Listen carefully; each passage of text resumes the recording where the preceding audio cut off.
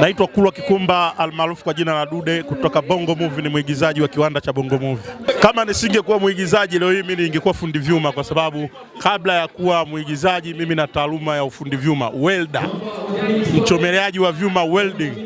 Kwa hiyo mimi ni welder na ningeendelea na kazi yangu. Sio kwamba kazi hii nimeiacha, bado iko katika damu na naifanya wakati mwingine napokuwa niko huru kutokana na kuwa nimepumzika kazi zangu za uigizaji, nafanya kazi ya kuchomelea vyuma. Mimi mpaka leo ni fundi vyuma. Bwana, mambo vipi? Kwa majina naitwa Noxem almaarufu kama Jeshi wa Mchongo, Mr. Tangazo. Watu wanapenda kuniita handsome wa bei ya jioni. Yaani kwa mafungu hivi ndio natoka. Peke yangu siwezi. So kazi yangu ni mkurugenzi wa wafanyakazi stand up comedy, lakini pia ni mchekeshaji wa ucheshi wima na content creator. Swali langu la leo ni kama nisingekuwa comedian ningekuwa nani? Ningekuwa mwizi. Ningekuwa naiba idea za watu za kiteknolojia huko na zileta Tanzania, tunazitumia kwa ajili ya mafanikio zaidi.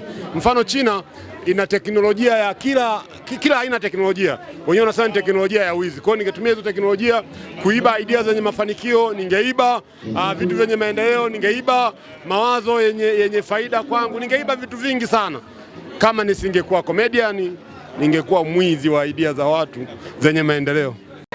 Kama usingekuwa msanii wa maigizo Tanzania, ungelikuwa nani au ungefanya kazi gani baada ya hii?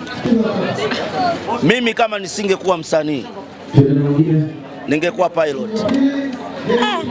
Naruhusiwa kuingilia hapo nifanye? Wewe toka hapa. Kwa nini? Nimeichagua tu kazi ya pilot basi kwa ndege. Kuna watu hata hawajafika kiwa na ndege na maengineer sasa hivi. Naitwa Shaboko, ukipenda utaniita mnene wa dunia, siumbi wala siumbishi. Msichana kibonge kabisa, yani mjana wa nguvu, yani mwenye sura ya mvuto. Kama sio comedian, basi nahisi ningekuwa mzurulaji.